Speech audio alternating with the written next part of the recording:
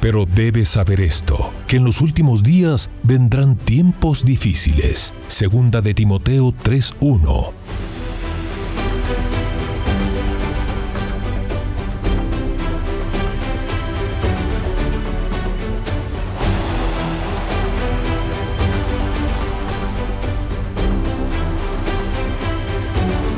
Mas para vosotros los que teméis mi nombre, nacerá el sol de justicia, y en sus alas traerá salvación.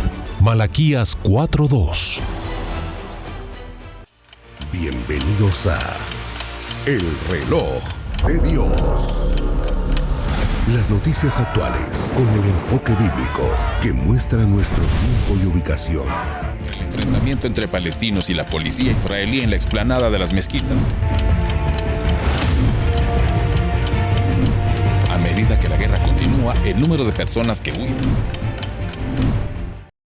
Hola, bienvenidos al Reloj de Dios. Saludos cordiales desde la ciudad de Guatemala, donde transmitimos el programa en Estudio 16. Gracias también a todo el equipo de Rema Estéreo 91.7 FM, de Rema TV y el canal del apóstol Sergio Enríquez, la plataforma desde la cual pueden compartir cada episodio. Damos la más cordial bienvenida a nuestros anfitriones, hermana Leti de Enríquez y nuestro apóstol Sergio Enríquez. Apóstol, un placer saludarle en nuestro segundo programa de junio y hablamos inicialmente de esta policrisis que vive el mundo, sobre todo porque estamos en una etapa electoral. Acabamos de ver elecciones en varios países y más cercano de Guatemala, México, en donde por primera vez en 200 años una mujer llega a la presidencia, pero también este fin de semana Europa, 350 millones de personas, cosa que usted nos recordó, está eligiendo un nuevo Parlamento Europeo.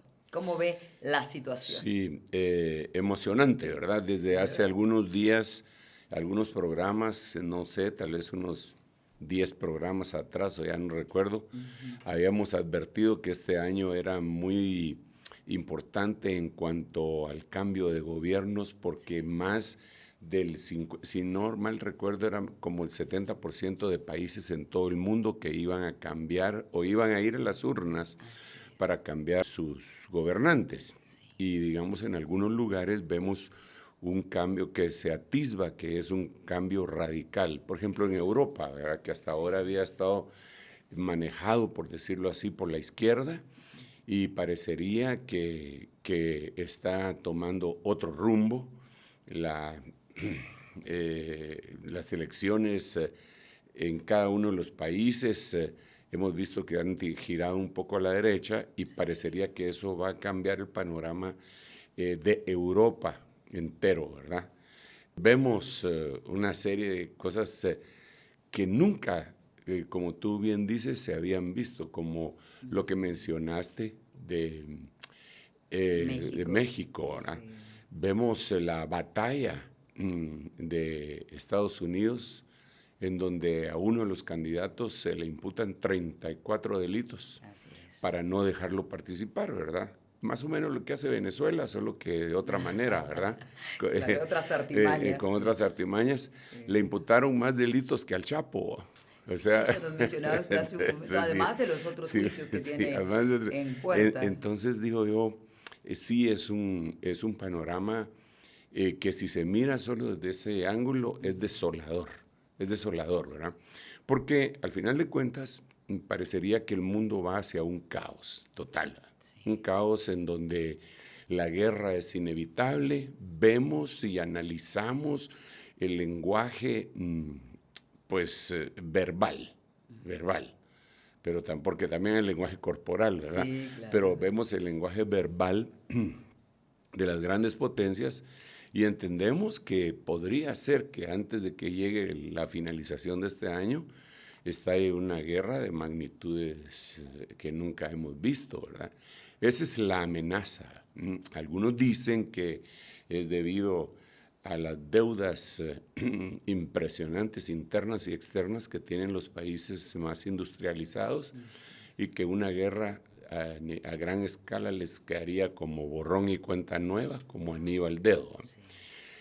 Pero a la par de esto se dan otras cosas, por eso adopté yo el término que le dio la revista The Economist a lo que estamos viviendo, que es policrisis, ¿verdad? Sí. porque son un montón de crisis al mismo tiempo que no se pueden pues, entender si no se profundiza y mucho menos atender, ¿verdad? Sí, A esto creo yo que hay algunas cosas que el hombre fabrica, pero que se le escapan de las manos, ¿verdad? Se ha acusado entre las mismas potencias, se acusan mutuamente, Sí.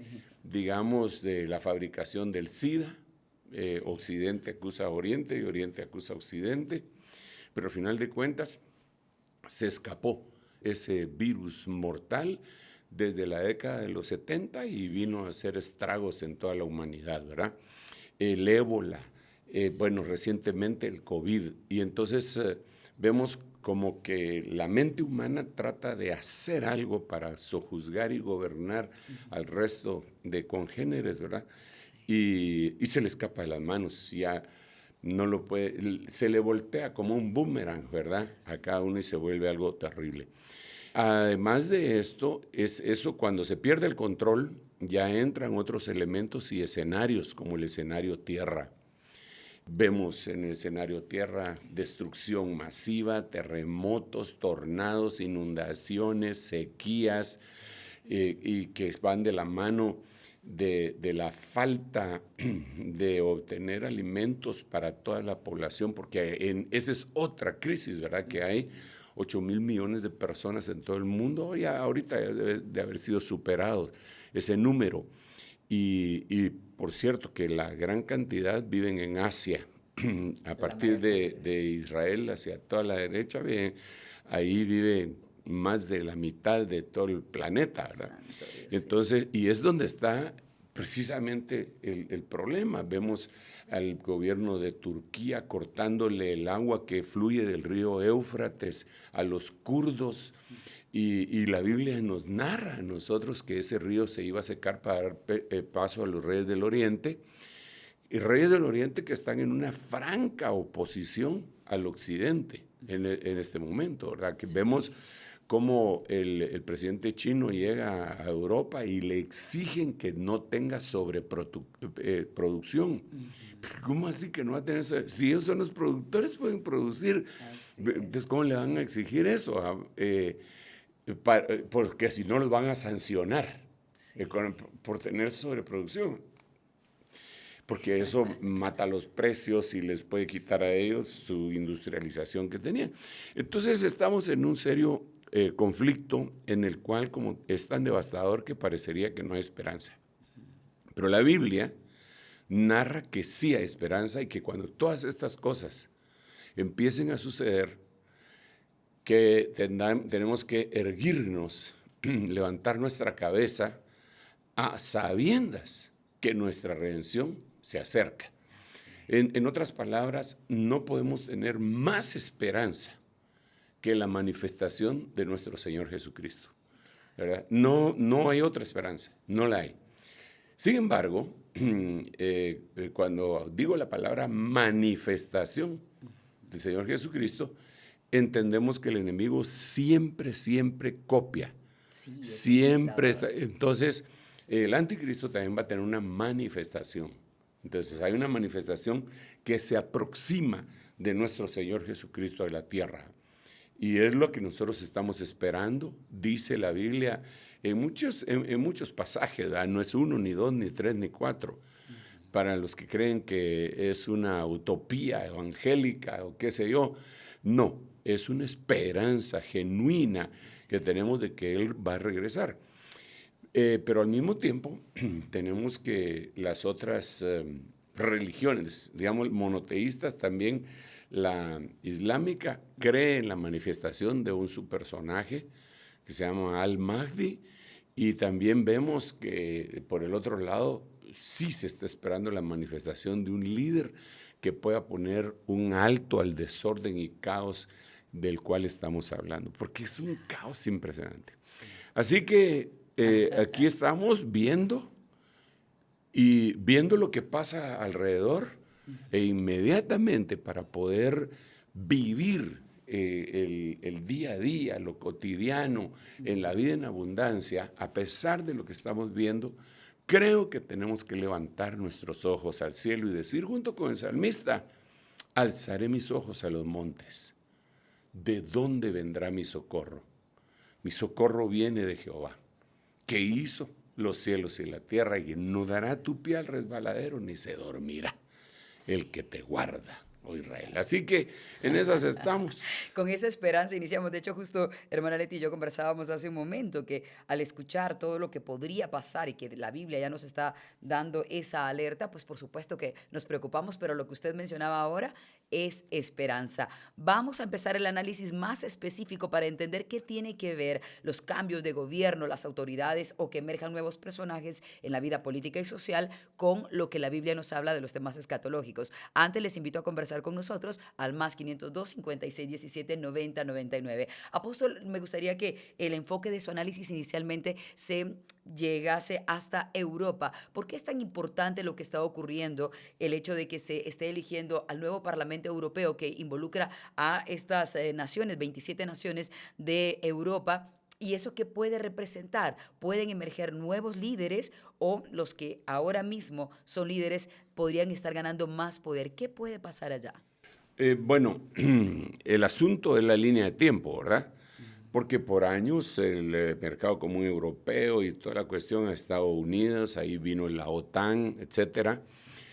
Sin embargo, conforme pasamos en esta línea de tiempo, nos damos cuenta, según la profecía que hemos estado analizando desde hace ya varios programas, que está escrita en el libro de Daniel, y que nosotros nos enfocamos en el principio, en el capítulo 8, y nos hemos detenido bastante en el 9, y hemos rescatado algunos versículos del 12 y del 11, ¿verdad?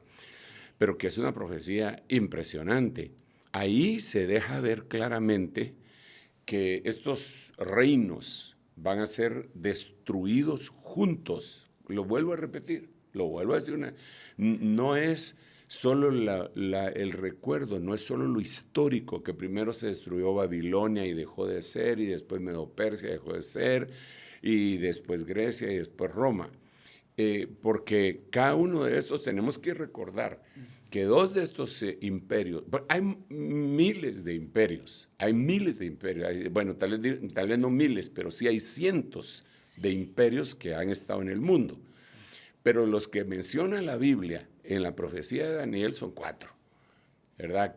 Y de estos 4, es interesante que 2 son de Europa occidental y 2 son de Asia.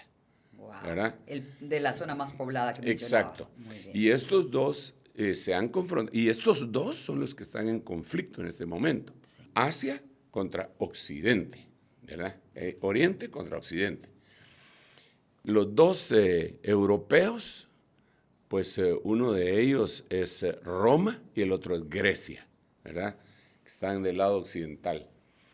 Y los 2 asiáticos es Babilonia y Medo-Persia, que ya dijimos que es Irán. Pero la Biblia dice que cuando venga el Señor, que es la piedra que la Biblia describe en el libro de Daniel desde el capítulo 2, no cortada con mano. Esto es bien importante. La piedra, la Biblia nos dice que la piedra es Cristo y la roca era Cristo y la roca los seguía. 1 Corintios capítulo 10 dice eso. Entonces la roca, no cortada con mano, quiere decir que no lo mataron, sino que Él puso su vida y Él lo dijo. A mí nadie me quita mi vida, sino que yo la pongo y la vuelvo a tomar porque este mandamiento recibido de mi Padre. Entonces la piedra no cortada con mano llega y le pega a los pies de la estatua y los 4 imperios se derrumban al mismo tiempo. Entonces esto quiere decir que en los días del retorno del Señor Jesucristo, que Él puso varios puntos de lo que iba a estar sucediendo en los días del retorno, que iban a ser como días de Noé, como los días de Lot, pero en el libro de Daniel nos deja ver que también hay una abominación desoladora. Esto es bien importante, la abominación desoladora. En ese tiempo, en esa línea de tiempo, van a estar en un pleito, en una guerra terrible entre todos ellos, y la piedra los va a destruir a todos al mismo tiempo. Entonces, La pregunta más específica era, pero no te la podía contestar si no doy este medio rodeo. ¿Por qué es tan importante el hecho de que el Parlamento Europeo vaya a las urnas del 6 al 9 de junio? ¿Por qué es tan importante? Bueno, porque de ahí van a devenir cambios estructurales para todo el mundo. Ellos ya lo han estado diciendo y como son con tanta influencia, creo que pueden causar un caos. Podríamos hablar una vez más de la polarización allí en el Parlamento Europeo, por lo que usted ha hablado del extremismo y justamente están peleando en que se mantenga la izquierda o los ultraderechistas. De hecho, Alemania está invitando o invitó la semana pasada a sus empresarios a que pelearan en contra de lo que está moviéndose ahora, que son para ellos nuevas corrientes. Sí, mira, ese es otro problema en el cual yo no quisiera poner epítetos, ¿verdad? Porque entre la pelea que ellos tienen, se discuten y se insultan como fascistas, ultraderechistas, comunistas, etc. Pero yo creo que sí es una polarización, ¿verdad? No se le puede llamar ultraderechista a una persona porque tenga algunas ideas que sean conservadoras solamente, ¿verdad? Pero ese ya será problema de ellos. Yo lo que veo, según la Biblia, es que es una preparación del escenario para que aparezca el anticristo. Ahora, recuérdate que nosotros hemos hablado de muchos escenarios. Hemos hablado del escenario mundo, Babilonia, iglesia, tierra, y todos estos son distintos, ¿verdad? Israel, cosmos y familia. Entonces, la aparición de nuestro Señor Jesucristo tiene que ser precedida. La aparición, quiero repetir esto, la aparición del Señor Jesucristo tiene que ser precedida por la aparición del anticristo. A ver, te voy a dar algunos versículos bíblicos para apoyar esto que acabo de decir. Cada vez que Dios va a manifestar algo, el enemigo trata de adelantarse. Ejemplo número 1, Canaán, la tierra que está ahorita en pelea, ¿verdad? Dios había determinado que ahí iba a cambiar su lugar de comunicación desde la Jerusalén celestial hacia la Jerusalén terrenal, dentro de Canaán. Cuando los israelitas llegaron a Canaán, cuando salieron de Egipto, ya encontraron a los gigantes. Ellos encontraron una raza de gigantes. Porque ellos lo dijeron, ahí habitan los gigantes y nosotros parecíamos como langostas. ¿Por qué se fueron a vivir ahí? ¿Por qué no escogieron otro lugar? Porque ellos, de alguna manera, aunque no con una revelación absoluta, sí sabían que ahí iba a haber una manifestación que tenían que estorbar. Otro ejemplo, cuando Felipe, el evangelista, en el libro de los Hechos, llega a Samaria, ya había llegado Simón el mago y tenía engañada a toda Samaria. O sea, se adelantó. Simón el mago llegó antes que el evangelista, ¿verdad? Te voy a poner otro ejemplo. Cuando el apóstol Pablo llegó a hablarle a Sergio Paulo, ya había llegado Barjesús, que era el falso profeta, al cual por medio del apóstol Pablo el Señor le dijo, hijo del diablo lleno de toda maldad, ¿hasta cuándo dejarás de torcer todos los caminos rectos del Señor? Entonces, antes que llegara la verdad, se había aparecido la mentira. Hasta hay un dicho en el mundo que dice que la mentira luce hasta que la verdad no llega, ¿verdad? Entonces, te puse 3 ejemplos bíblicos. Entonces, ¿qué es lo que va? Esto que estoy diciendo lo dice con mayor puntualidad según de Tesalonicenses, cuando habla del anticristo, en donde antes que se manifieste nuestro Señor Jesucristo va a empezar a haber una especie de preparación del escenario para el apocalipsis, tal vez no la parucía ni la epifanía anticristiana, Perdón si no me doy a entender con estas dos cosas que acabo de decir, pero por eso resumámoslo en español, ¿va? Y decir que el anticristo se va a manifestar. Antes, obviamente, de la llegada. Sí. La venida de Ahora, nuestro Señor. si me permites, voy a leer el versículo en cuestión Muy bien. en 2 Tesalonicenses capítulo 2, versículo 3. Interesante, porque antes de leerlo, porque cuando Pablo está hablando a los tesalonicenses les dice, miren, en cuanto a la venida del Señor Jesucristo y nuestra reunión en torno a Él, que la Biblia le llama pisinagoge en griego, os rogamos, hermanos, que no os dejéis mover fácilmente vuestra manera de pensar. O sea, iba a haber una batalla, Claro. ¿verdad? De que no, eso no es así, que sí. Entonces, les ruego que no dejen de pensar, no los muevan fácilmente. Tienen que tener bases sólidas doctrinales. Y entonces dice, a continuación, el versículo que te iba a leer, nadie os engañe en ninguna manera, porque no vendrá. ¿Qué no vendrá? Lo que decía el verso 2. ¿Qué decía el verso? Porque estoy leyendo 2 Tesalonicenses 2:3. ¿Qué decía el verso 2? El verso 2 decía, en cuanto a la venida del Señor Jesucristo y nuestra reunión en torno a Él, no va a venir la venida del Señor Jesucristo ni nuestra reunión antes que, según este versículo, porque no vendrá sin que antes venga la apostasía. ¿Ok? Y sea manifestado el hombre de iniquidad, el hijo de perdición. Entonces, quisiera poderme poner de pie para hacer un medio esquema, digamos que esquema, es solamente no es esquema, sino que es una línea de tiempo. Digamos que en esta última parte de acá, está la séptima semana, la 70ª semana, la 70 semana de Daniel. Entonces, previo a esta semana, tiene que aparecerse el anticristo. ¿Por qué?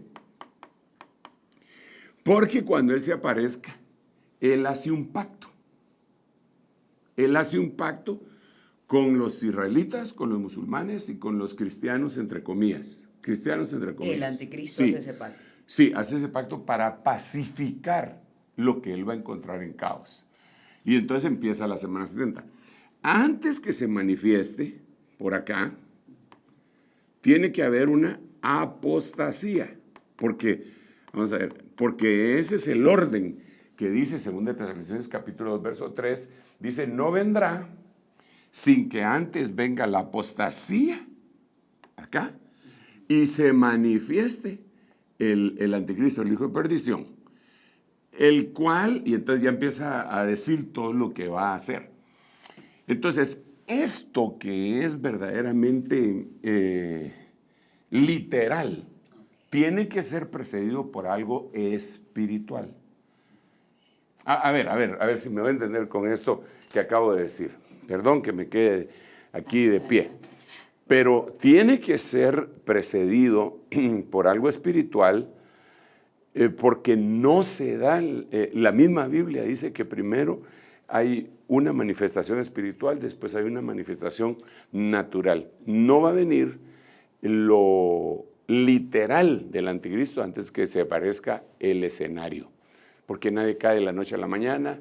Roma no se hizo en un día, dicen allá afuera. Entonces, es a esto lo que me refiero. Nosotros ahora estamos viendo un escenario. Ahorita hay un problema que se llama caos. Este caos lo va a solucionar el anticristo. Va a engañar a toda la humanidad y toda la humanidad va a decir, ¿quién como la bestia? ¿Quién? Y se van a ir en pos de él y aquí se quita la careta. Apóstol, de lo que está diciendo, primero recordemos que usted nos ha aclarado que solo puede apostatar el cristiano que, efectivamente, ¿verdad? Que se hace para atrás, que traiciona o que, como decía bíblicamente, cambió su manera de pensar, ¿cierto? Movió su forma de pensar. Y ahora la pregunta, porque estábamos hablando de Europa. ¿el anticristo es probable que emerja de allá? Eso está bien complicado. Yo creo que el falso Cristo va a aparecer de Europa y el anticristo va a aparecer de Asia. Para quienes no nos han visto en programas anteriores, ¿podría hacer brevemente la diferenciación entre el falso Cristo y el La- anticristo? el falso Cristo sería el pseudo Cristo, el que sí postula que hay un Cristo, que sí hay un Dios. Dice que sí hay, aunque lo niega con sus hechos. Podríamos llamarle religioso. Ese va a salir de Europa. Pero el anti es el que se opone. El pseudo es el falso. Y el anti es el que se opone. Y los únicos en todo el mundo que se oponen son la religión musulmana. Se oponen tenazmente. Y es una religión que tiene más de 1.500 millones de personas alrededor de todo el mundo. Y aunque digan que el Islam es paz, no es paz. Lo hemos visto en el mundo. Claro, ¿verdad? su forma de expresar es muy bélica. Desde luego. Terrorismo, bombas, asesinatos y toda la cuestión que ya sabemos, ¿verdad?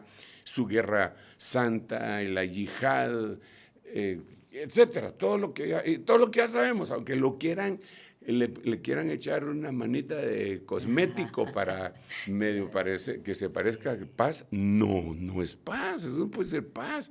Apóstol, entonces, ahora mismo, con todo lo que usted nos explicó recién con este pequeño dibujo, nos dice que estamos ya preparando el ambiente para la llegada tanto del pseudocristo como del anticristo. Sí, bueno, no nosotros, sino que el escenario mundo. Sí. Pero sí, efectivamente. Y yo quisiera que le acercáramos la lupa a algunas de estas cosas que son muy importantes y lo analicemos cómo veladamente el enemigo ha estado trabajando en esto. Muy ¿Verdad? bien. Porque lo dice la Biblia. Empecemos, por favor, con ese acercamiento Amén. para verlo de muy cerca, y usted tal cual dice la lupa, para ir entendiendo por dónde deberíamos empezar ese análisis para que no sea algo tan escaso para nuestro La entendimiento. profecía que, repito, hemos estado analizando, platicando, porque yo creo que es la profecía que Dios le quitó el sello en el último tiempo, que es la profecía escrita en el libro de Daniel, porque recordemos una vez más que cuando Daniel, el Señor lo manda a descansar, le dice, tú vete a descansar, pero antes sella las palabras de este libro. Entonces Daniel le pone un sello. Pero el Señor le dice en el capítulo 12, porque estas palabras son para el fin. En otras palabras, séllalas hasta el tiempo del fin. Entonces hemos llegado al tiempo del fin. Por eso es que ya fueron Entonces desencriptadas. tiene que haber sido quitado el sello. Claro. Tal vez no ha sido abierto el rollo, pero el sello ya se quitó. Entonces tenemos que ir y sumergirnos en el libro de Daniel y leerlo una vez más. Ese libro tan extraordinario que tiene tanto misterio profético. Tenemos que leer una vez. Entonces, en el versículo más famoso del libro de Daniel, bueno, hay muchos del libro de Daniel, pero cuando se habla de las 70 semanas de Daniel, lo voy a leer. Dice, y él hará un pacto firme con muchos por una semana. Daniel 9:27. Él, aquí es en donde yo digo, esto de acá, él hará un pacto aquí con muchos por una semana. Una semana. Está hablando de una semana de años. Muy bien. ¿Verdad? Es decir, 7 años. Sí. Es decir, la semana número 70. Entonces dice, él hará un pacto con muchos por una semana. Pero a la mitad de la semana, es decir, aquí más o menos, ¿verdad? A la mitad de la semana, es decir, 3 años y medio, le pondrá fin al sacrificio, a la ofrenda de cereal. Y entonces, como consecuencia de esto, sobre el ala de las abominaciones, vendrá el desolador, el anticristo. Okay. Hasta que una destrucción completa, la que está decretada, sea derramada sobre el desolador. Ok, entonces, paremos. Entonces, lo primero que tiene que haber es un pacto. ¿Verdad? Entonces pasan 3 años y medio. Cuando el 3 años y medio, él suspende todo lo que sea continuo, suspende todo lo que sea perpetuo. A ver, porque aquí dice, pondrá fin al sacrificio continuo. ¿A qué se refiere el sacrificio continuo? Sí, eso lo tenemos que analizar. ¿Qué es el sacrificio continuo? Que lo va a literalizar aquí, pero que ya se está dando en toda esta parte de una manera espiritual. No sé si me van a entender, pero aquí va a ser literal, pero aquí es espiritual y ya se está dando. Por eso se llama apostasía. Ok. Yo creo que conforme venga la explicación nos vamos a ir dando a entender un poco más y más. Él primero tiene que quitar lo continuo para manifestarse. A ver, voy a poner un ejemplo porque me gusta, a mí yo entiendo mejor con ejemplos y creo que los demás también. Nos ayuda increíblemente. Mira pues, el diablo mató a los hijos de Job. Pero no los pudo matar de primas a primeras. Lo que primero quitó el diablo fue la capacidad de Job de ofrecer ofrendas por sus hijos todos los días. Por eso lo primero que destruyó fueron los bueyes, las ovejas y los camellos, porque Job ofrendaba todos los días, llegaba delante del Señor y le ofrecía un sacrificio con una de sus ovejitas, diciéndole, cuida a mis hijos. Básicamente quitó la protección. Entonces viene el enemigo y le quita la provisión para que él dé la ofrenda que va a proteger a sus hijos. Cuando ya le quitó el escudo, se va sobre los hijos.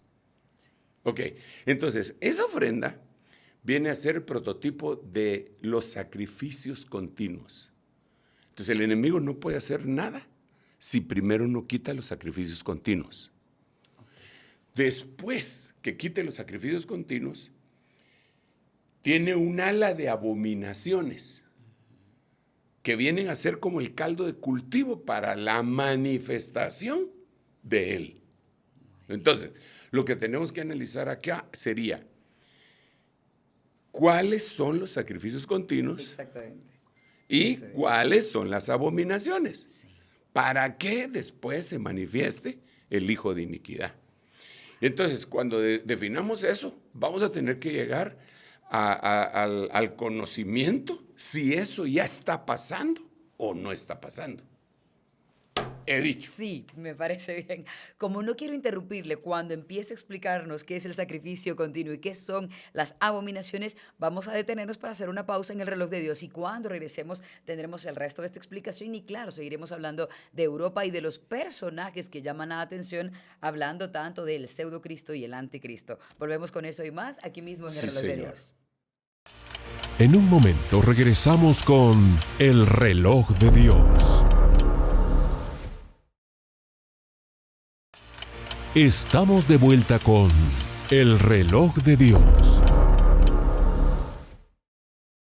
Gracias por continuar en el reloj de Dios. Te recuerdo que puedes hacer preguntas relacionadas con noticias que están dando la vuelta en el mundo o tal vez incluso en tu cabeza porque han sido alarmantes y aquí eventualmente vamos a tener nuevamente un programa de respuestas para que nuestro apóstol Sergio Enríquez haga esa referencia precisa de tu duda. Más 502 56 17 90 99. Nos fuimos a la pausa hablando de cosas sumamente profundas y quisiera yo que nos fuéramos adentrando, apóstol, para ir resolviendo las interrogantes que se presentan en la cabeza. Adelante, sí. Por favor.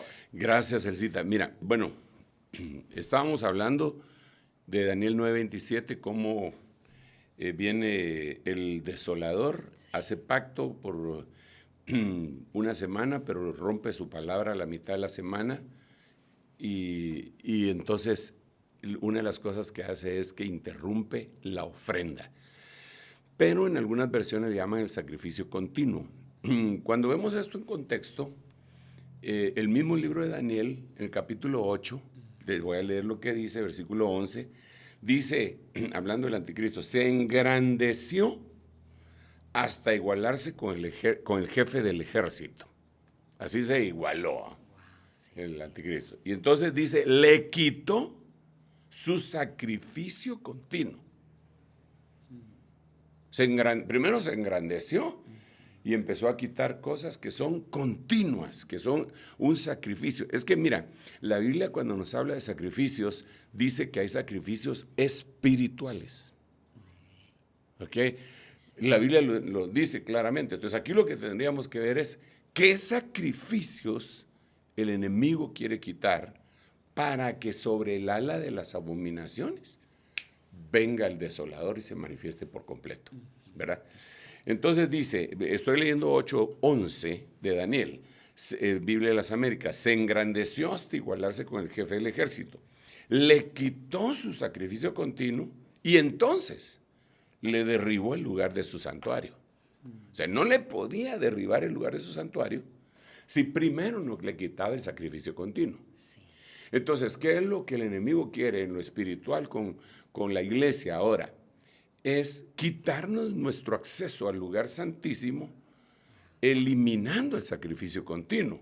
¿Qué es el sacrificio Entonces, continuo? como dijimos que el sacrificio continuo es un sacrificio espiritual, Es lo mismo. sería no exactamente lo mismo, hay que explicarlo. Como la palabra clave aquí para entender eso es continuo. Entonces, todas las cosas buenas que la Biblia dice que se deben de perpetuar y que se deben de hacer continuamente, se podrían catalogar como sacrificio continuo. Entonces el anticristo lo que va a querer es combatir eso. ¿Y qué es el sacrificio espiritual? Digamos, por ejemplo, pongámoslos, la santidad. La santidad, digamos en Éxodo 28:38, decía, hay una referencia en donde decía que el sumo sacerdote tenía que presentarse continuamente delante del Señor con una barrita de oro en su mitra que decía, santidad a Jehová. Ok, más adelante en el contexto en Eclesiastés dice, en todo tiempo sean blancas vuestras vestiduras. Y el blanco es asociado con la santidad. Entonces, como estamos tratando de poner ejemplos para poder entender más esta cuestión, la forma de pensar que el enemigo lanza sobre la iglesia es que la santidad es imposible. Sí. Muy cierto. Entonces, tú preguntas en una iglesia, ¿cuántos son santos? Y todos empiezan a reírse. Y ninguno dice con fe, soy santo. ¿Por qué no lo dicen? Porque como se reconocen las fallas que todavía no han logrado pues sojuzgar en su propia vida, entonces no se atreven a llamarse a sí mismos santos. Pero ahí tenemos que platicar de que hay una santidad posicional, una santidad evolutiva y una santidad completa, final. Son 3 tipos de santidad. ¿En cuál estamos la mayoría? La primera es posicional, porque nosotros estábamos en el reino de las tinieblas y cuando conocimos a Jesús nos sacaron del reino de las tinieblas y nos pusieron en el reino de la luz, aunque en nuestro corazón exista un poco de tinieblas, como Jesús dijo, si la luz que hay en vosotros parecen tinieblas, ¿cómo serán las verdaderas tinieblas? Un ejemplo.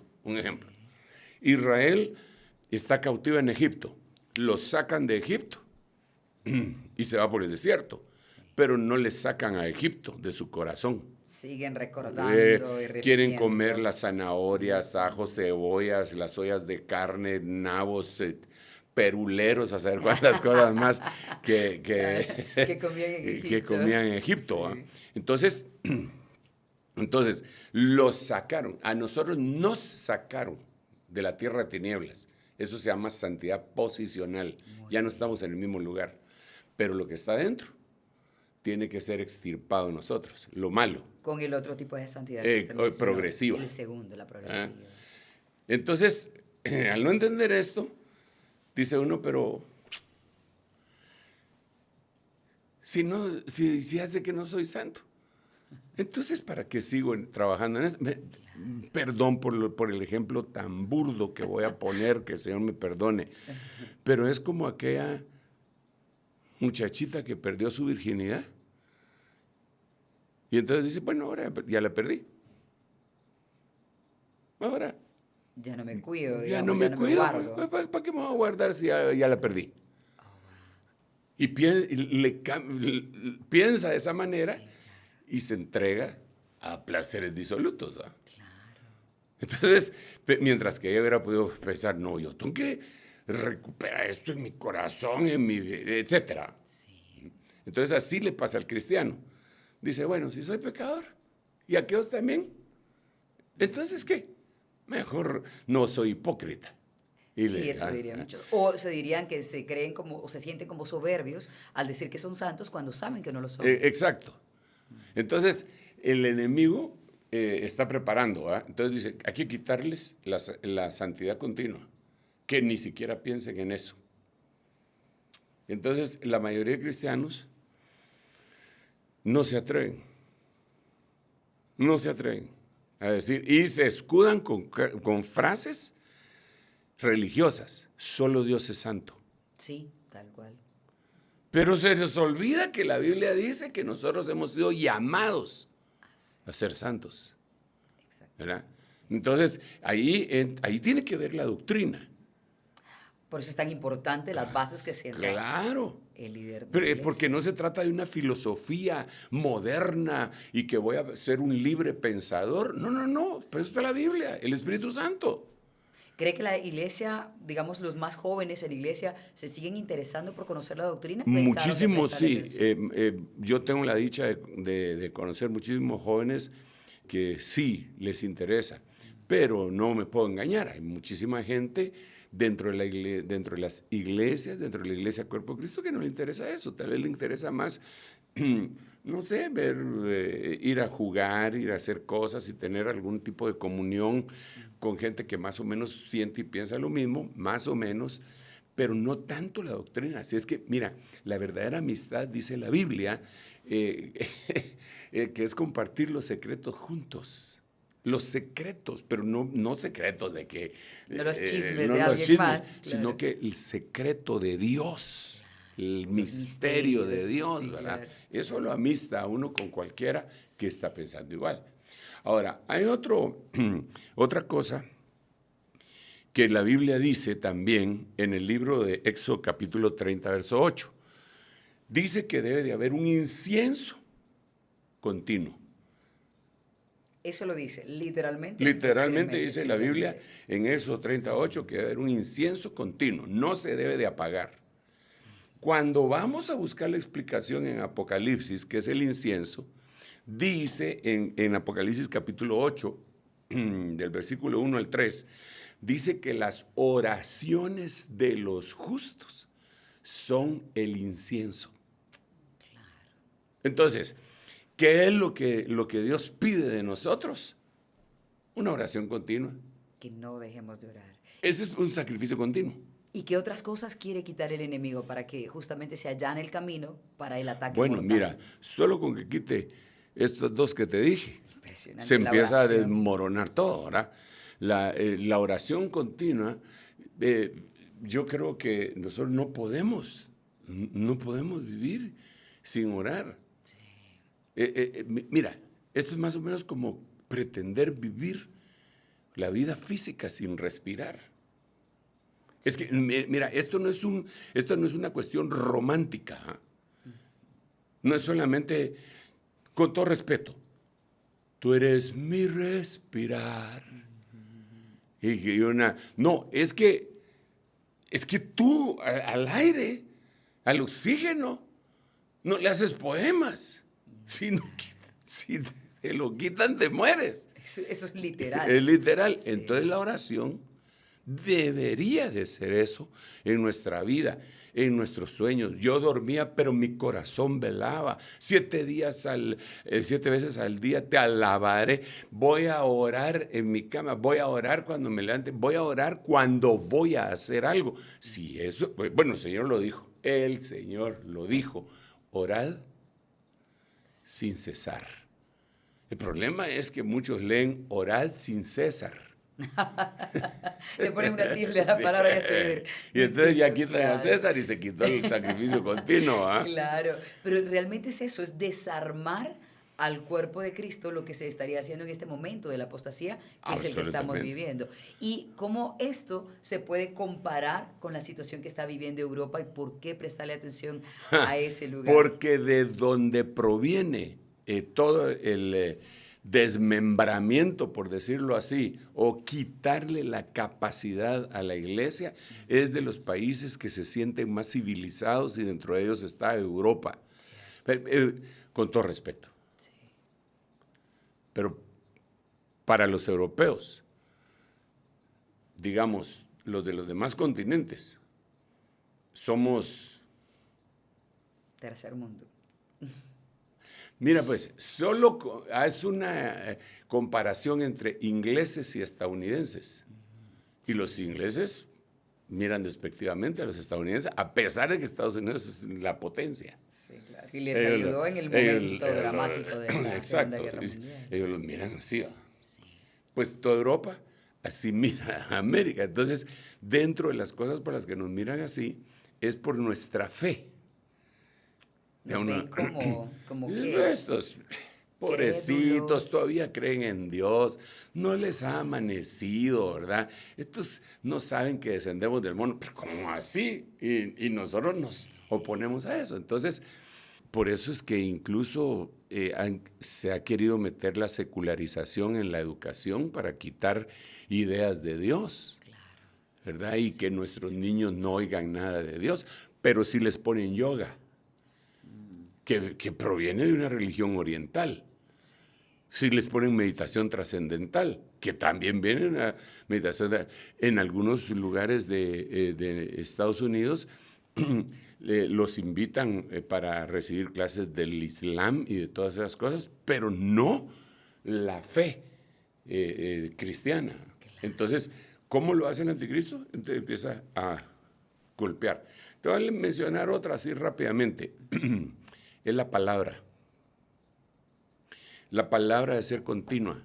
El que rechaza la palabra está en peligro. Porque la santidad, la oración. La santidad, la oración, la palabra. Levítico capítulo 6 dice que debe de arder un fuego continuo. O sea, primero era santidad, después era la oración, el incienso, ahora dice el fuego continuo. Tiene que haber un fuego continuo. Ahora, Jeremías, cuando explica el fuego, dice, ¿no es mi palabra como fuego?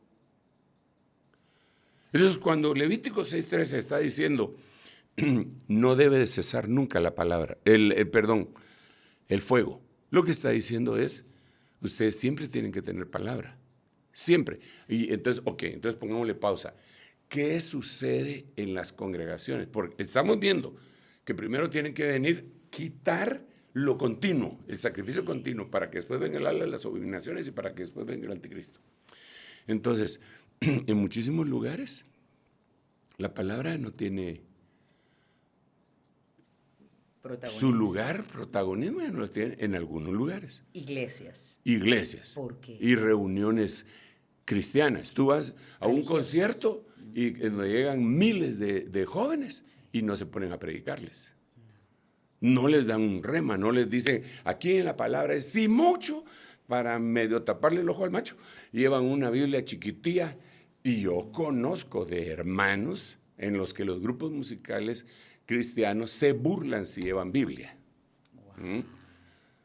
Entonces, tal como dijo los europeos que nos ven como que estamos en el pasado. Sí, pues, no hay que ser tan legalista, no hay que ser tan de una vez ahí con la Biblia bajo el brazo en todo momento. Entonces empiezan a menospreciar aquello que Dios dijo que tenía que ser continuo, palabra continua, palabra continua, palabra continua.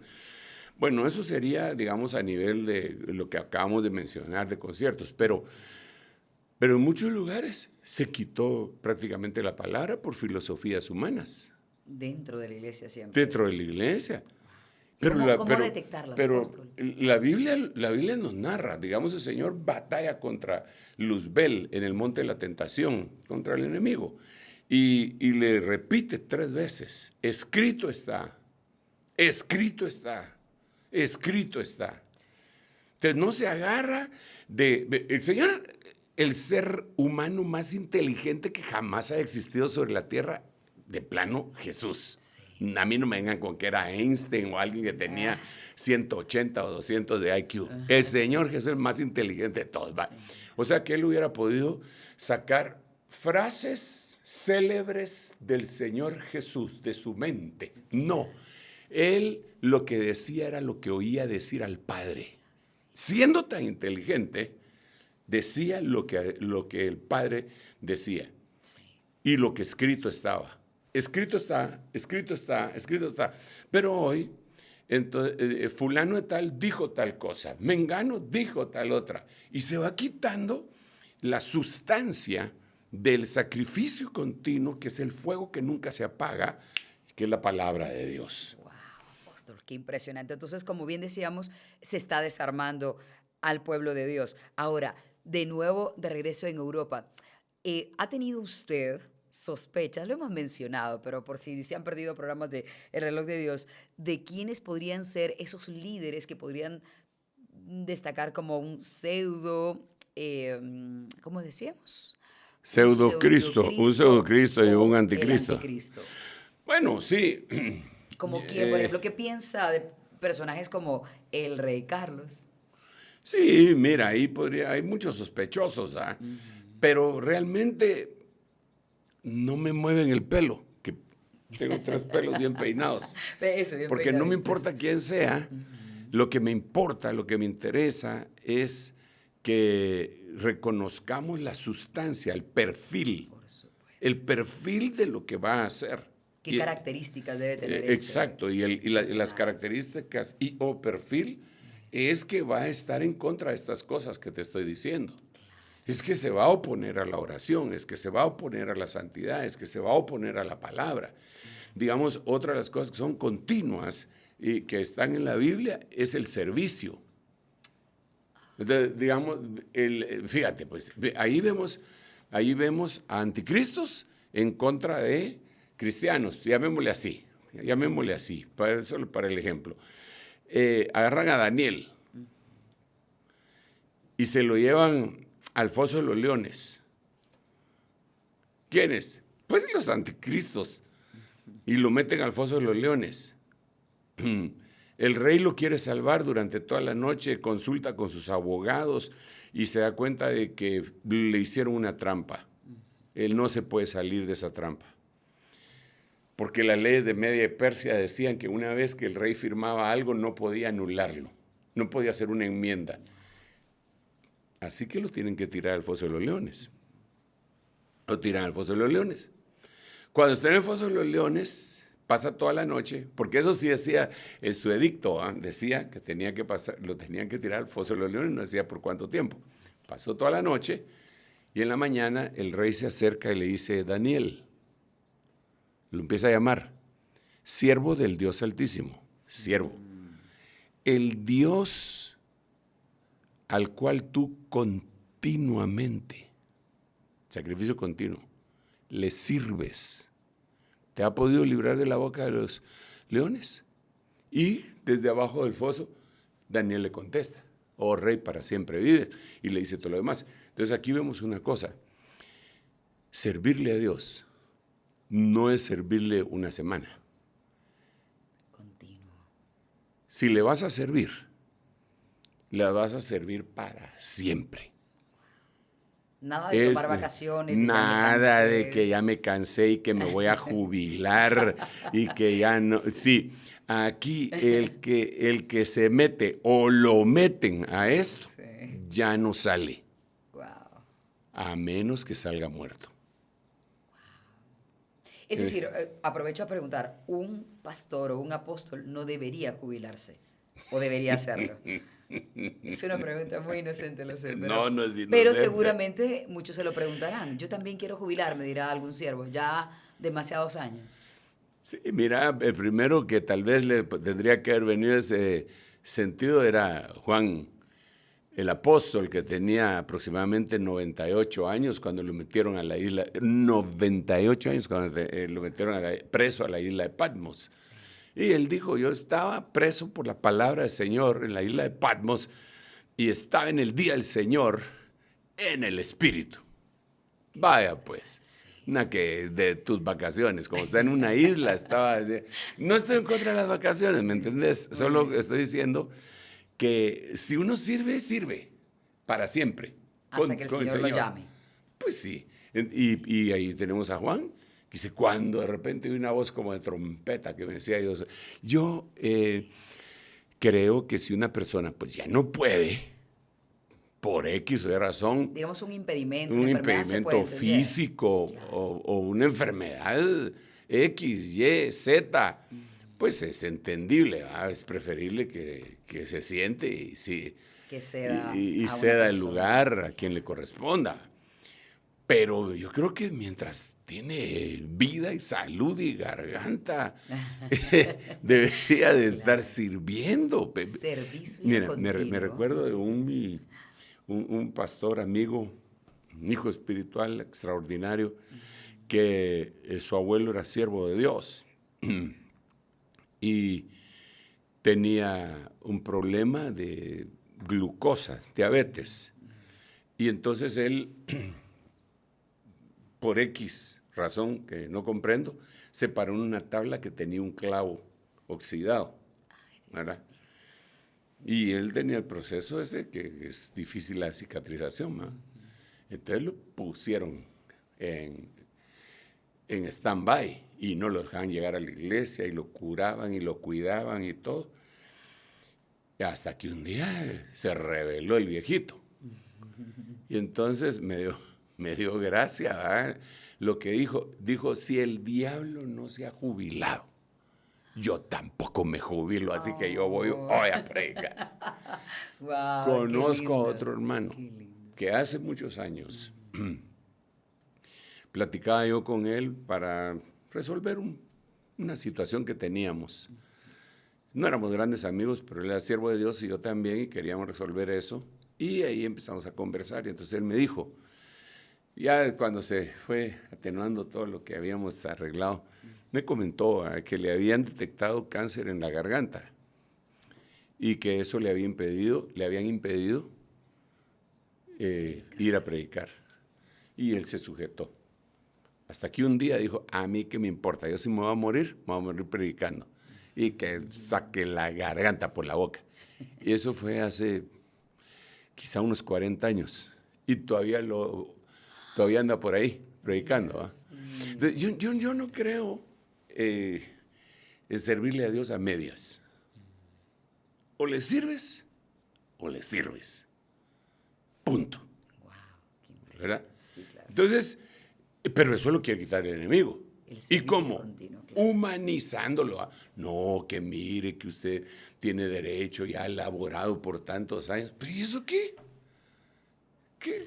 Hasta que se termine la vida, pues. Digo yo. Claro, y es que son preguntas que probablemente nadie hace. Empiezan a servir y prefieren no preguntarlo porque puede resultar incómodo. Ese es un sacrificio continuo. Wow. Bueno, la verdad es que yo quisiera decirle a los hermanos que nos escuchan que no debemos nosotros, así como lo que acabo de decir, existe un montón de cosas que conforman el sacrificio continuo que el anticristo quiere quitar para que entonces venga el ala de las abominaciones y entonces se presente el desolador.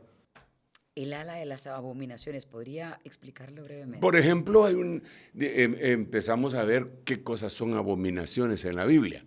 Y digamos, Levítico 18:22 dice que el homosexualismo es una abominación. Y estamos justamente en la conmemoración del orgullo LGBTIQ. ¿Qué es una abominación? Wow. Bueno, la Biblia dice. Sí. Eso no lo dice el hermano Sergio Enríquez. Escrito está. Levítico 18:22. No se acostará hombre con hombre porque es abominación al Señor. Pero ¿qué es lo que ha pasado? ¿Acaso no iglesias mismas que se llaman cristianas se oponen a eso? Sí. ¿Pero por qué? Porque antes de eso vino que les quitaron el sacrificio continuo. La continuidad de aquellas cosas que teníamos que hacer a diario, a diario, a diario, a diario. Mira el cita. Si tú por 5 años te has levantado a las 4:30 de la mañana para orar, para hacer ejercicios, para irte al salón de belleza y ponerte a trabajar, después, como a las 8:30 de la mañana, y lo haces por tanto tiempo, un día que no tienes nada que hacer, no me vas a decir que te levantaste a las 10 de la mañana. Y todos modos a las 4:30 se te va el sueño. Claro, sí, Porque uno se acostumbra, así somos. sí, se educa. Entonces, si lo con su hacemos nosotros continuamente en la búsqueda del Señor, en el servicio al Señor, entonces eso se convierte en una forma de vida. ¿Verdad? Bueno, yo creo que debemos ir finalizando. Perdón que ahora no les traje malas noticias, sino que solo buenas en la Biblia. Sí, por supuesto, por supuesto. Pero, porque sí sabemos que hay policrisis, ¿verdad? Tú sabemos que hay un montón de cosas feas, espantosas que se ciernen sobre el mundo, pero también sabemos que Dios tiene promesas para los suyos. Tiene promesas. Sí. Así que yo invito a todos y cada uno de ustedes, incluyéndome a mí mismo, me invito a mí mismo, a que no cesemos de hacer el bien. Es más, una cosa continua es eso, porque dice hacer el bien. Dice, no te canses de hacer el bien, porque si no te cansas a su tiempo, segarás. ¿Qué versículo es ese? Gálatas 6:9. Gálatas 6:9. Y no nos cansemos de hacer el bien. Amén. Pues a su tiempo, si no nos cansamos, segaremos. Qué buena noticia. Gracias, apóstol. Aleluya. Dios les bendiga, mis amados hermanos, y Elcita, Dios te bendiga, devuelvo los micrófonos. Gracias, apóstol. Amén. Les invitamos más 502 56 17 90 99, y nuestro equipo de producción también nos dice que podemos enviar notas de voz. En caso que ustedes quieran saludar al apóstol, a nuestra hermana Leti, al equipo, y hacer la pregunta, nosotros acá lo reproducimos y así la conversación es mucho más amena. Les invitamos a sintonizarnos en el próximo episodio del Reloj de Dios el domingo a las 9 de la noche, hora de Centroamérica. Hasta entonces. Esto fue El Reloj de Dios. Un mensaje de esperanza en medio del acontecer mundial. Esta es una producción de Rema TV y Ministerio Ebenecer.